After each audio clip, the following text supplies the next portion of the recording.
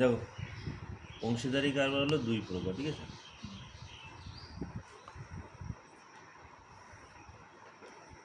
একটা হলো সরল অংশীদারি, আর একটা হলো মিশ্র। সরল কোনটা? মানে দুইজন বন্ধু যদি একসাথেই কাজ করি, মানে একই টাইমে দেবো, মানে 1 তারিখ তো 1 তারিখ, আমিও 1 তারিখ দেবো, বন্ধু 1 তারিখে দেবে। মিশ্র মানে মনে করো আমি জানুয়ারি মাসে দিলাম, মার্চেও দিল, বা আমি আবার পরে গিয়ে আরেকটা টাকা দিলাম, বিভিন্ন সময় নিয়োজিত টাকা, সেটা হলো মিশ্র অংশীদারি। এর অংশীদারি কারবারে হলো কি মূলধনের অনুপাতে ভাগ হবে লভ্যাংশটা।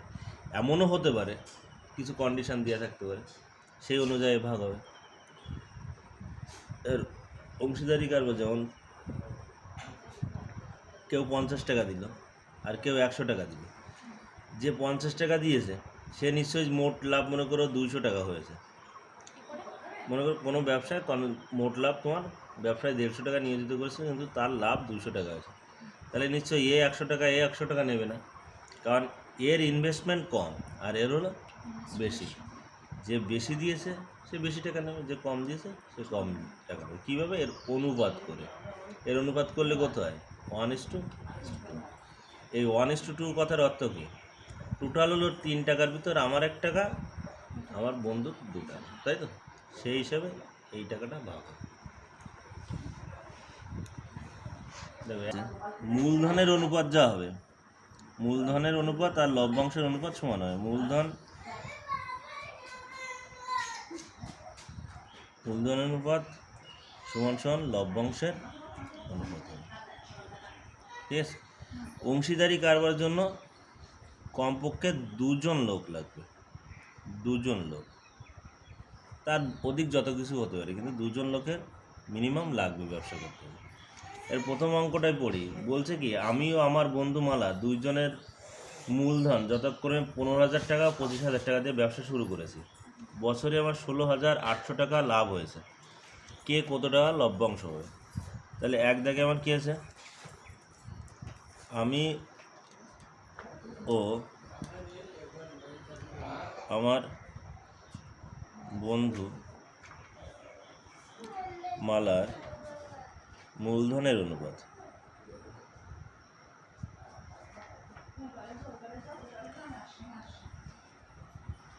$15,000 = 25,000। 3টে শূন্য কাটলাম, 5 দিয়ে কাটি, 3 × 5 = 15, 5 × 5 = 25, তাই 3:5। 3:5 মানে বোঝা গেছে 5 আর 3 8, 8 টাকার থেকে আমার 3 টাকা, ওর 5 টাকা, মোট লাভ হয়েছে কত? 16,800 টাকা। তাহলে আমার লভ্যাংশ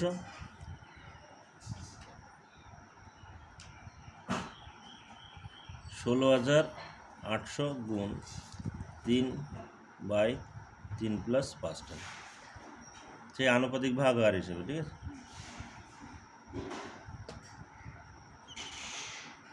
8 × 2 = 16, 8 × 8, 3 × 2 = 6 টাকা। আর মালার লভ্যাংশ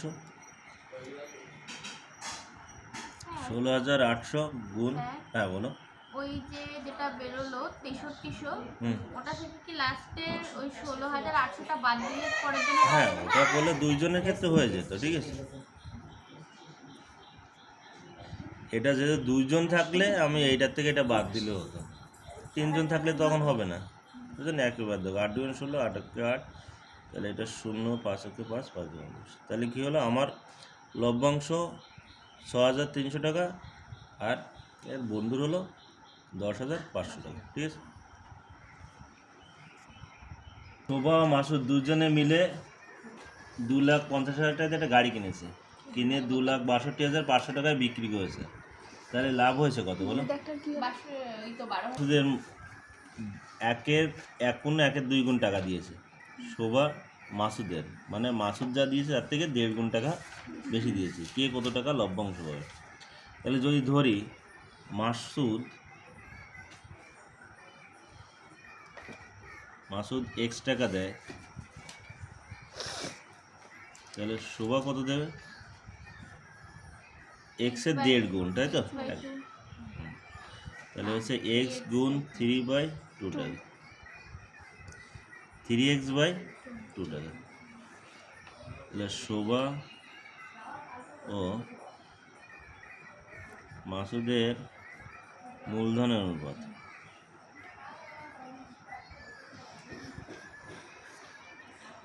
শোভার হলো 3x/2 আর এটা হলো এক্স। 3x এটা এখানে গেলে 2x, x কাটলো 3:2। তার লাভ কত? 2,62,500 মাইনাস 12,500 টাকা। এবার শোভার লভ্যাংশ,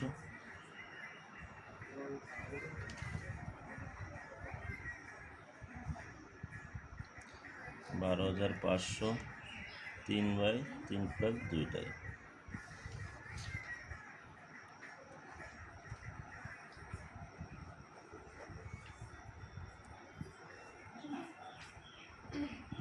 $7,500 টাকা।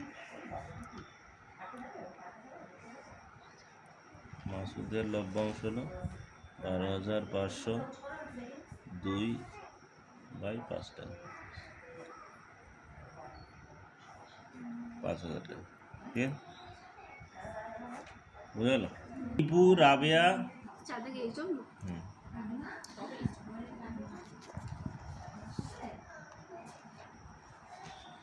দীপু রাবেয়া মেঘা 6,500 টাকা, 5,200 টাকা, 9,100 টাকা মূলধন নিয়ে ব্যবসা করে। এখানে দেখো কন্ডিশন দেওয়া আছে, টোটাল 14,400 টাকা লাভ হয়েছে, কিন্তু ওই লাভের 2/3 অংশ সমান ভাগে ভাগ হবে, মানে তিনজনে সমান ভাগে ভাগ করবে। কত অংশ? যা লাভ হয়েছে তার 2/3 অংশ, আর বাকি অংশ মূলধন অনুপাত। তাহলে এখানে কন্ডিশন দেওয়া আছে, কি আছে? দীপু রাবেয়া ও মেঘার মূলধনের অনুপাত।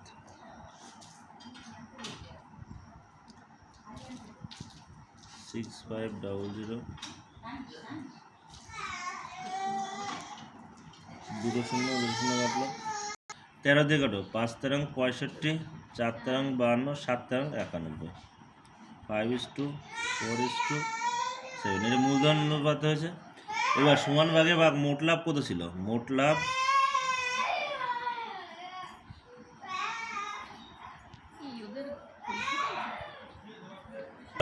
14,400 টাকা, সমান ভাগে ভাগ হবে,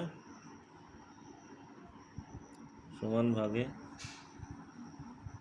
ভাগ হবে কত টাকা বলেছে? 14,400 2/3 অংশ টাকা, তাই তো বলে দিয়েছে। 2/3 অংশ টাকা সমানভাবে ভাগ হবে। 3 4 12 টাকা, 3 4 12, 2 3 24। এই টাকাটা 9,600 টাকা তিনজনে সমান ভাগে পাবে, তাই তো? তাহলে প্রত্যেকে সমান ভাগে প্রত্যেকে কত পাবে? সমান ভাগে প্রত্যেকে পাবে 9,600 ভাগ 3 টাকা, তাই তো? তাহলে সবাই হলো 3200 টাকা করে পাবে। তো টোটাল টাকা পেয়েছিলাম 14,400, তার ভিতর 9,600 টাকা আমার ভাগ হয়েছে, তাহলে অবশিষ্ট টাকা কত? অবশিষ্ট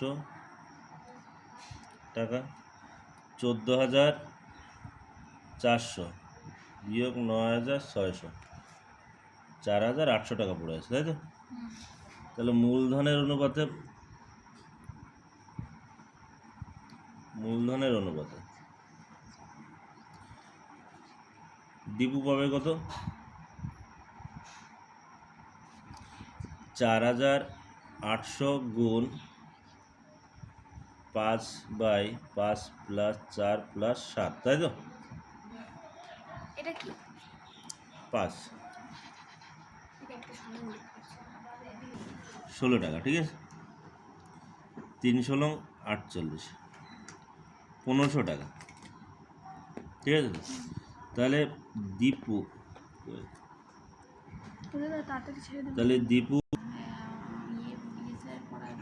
দীপু মোট পাবে হলো 3200 প্লাস 1500, তাই তো? টোটাল হলো 4700 টাকা পাচ্ছে। তা মূলধনের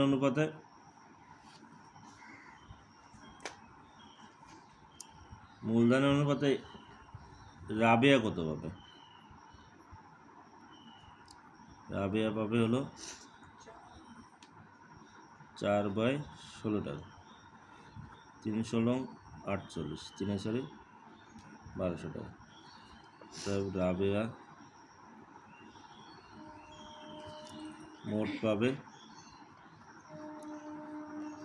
3200 প্লাস 1200, 4400 টাকা, ঠিক তো? এবার আছে হলো মেঘা।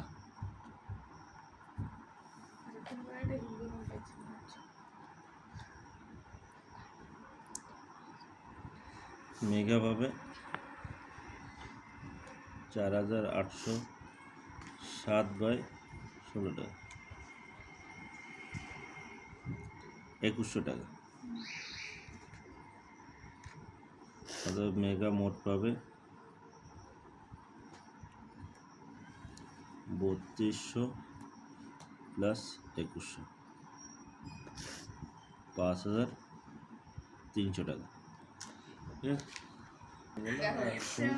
নিয়ামত চাচা করবিধি যথাক্রমে 30,000 ও 50,000 টাকা দিয়ে মূলধন দিয়ে ব্যবসা শুরু করেছে। 6 মাস পরে নিয়ামত চাচা আরও 40,000 টাকা দিয়েছে, তাই তো? আর কিন্তু করবি দিদি 10,000 টাকা তুলে নিয়েছে। কেসটা হলো 6 মাসের।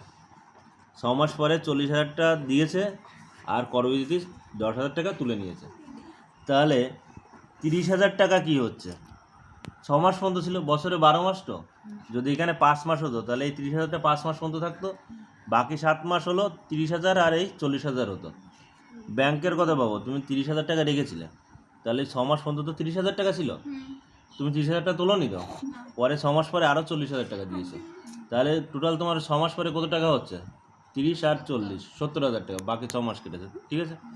এইরকম যখন বিভিন্ন সময় নিয়ে টাকা দিতে হবে তখন 1 মাস হিসেবে মূলধন বের করতে, মানে যে টাকা তুমি বছরে পেতে সেটা তোমার যদি 1 মাসে পেতে তাহলে কী পরিমাণ টাকা দিতে হবে। এক নিয়ামত চাচার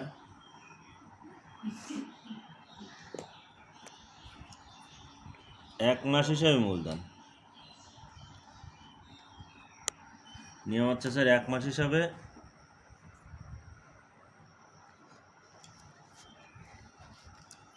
মূলধন, 1 মাস হিসাবে মূলধন কী হবে? 30,000 গুণ 6, পরের হলো বাকি 6 মাস কি আছে? তাহলে 30,000 আর পরে কত দিয়েছে? আরও 40,000, সেটা বাকি 6 মাস কাটবে, তাই তো? 6 মাস বলে এটা 6 মাস, এটা 6 মাস না, এখানে যদি 5 মাস হতো তাহলে এটা 5 মাস হতো, আর এটা 12 থেকে 5 বাদ দিলে কত হয়? 7 মাস, এটা 7 মাস হতো তখন, ঠিক আছে? 318, এটা হলো 70,000 গুণ 6, 42,000, এটা 1 মাস হিসেবে মূলধন। এবার করবি দিদির ক্ষেত্রে দেখো, করবি দিদির 1 মাস হিসেবে মূলধন,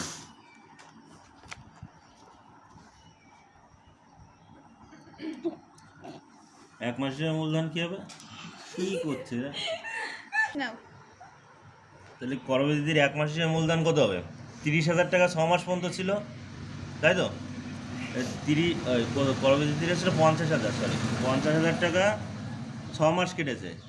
এবার কোনো কারণবশত কি করেছে? 50,000 টাকার থেকে 10,000 টাকা তুলে নিয়েছে, তাহলে পরের 6 মাসে তো 50,000 টাকা নেই, 40,000 টাকা, তাহলে 40,000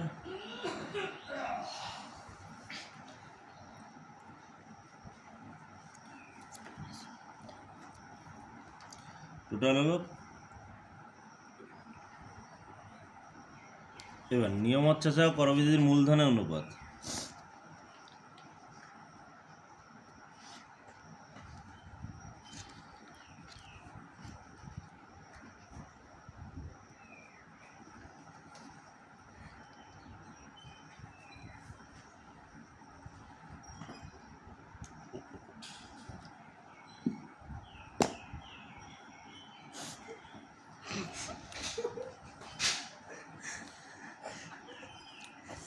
ছয় দিয়ে কাটি 6 10 60, 6 নং 54, 10:9।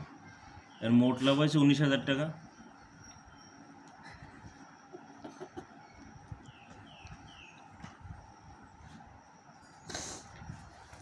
তাহলে নিয়ামত চাচার লভ্যাংশ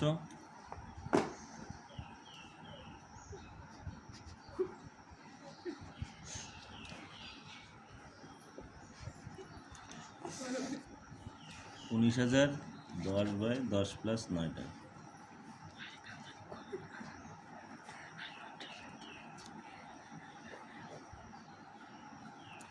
$10,000 টাকা, ঠিক আছে। আর করবিদ্যুতের লভ্যাংশ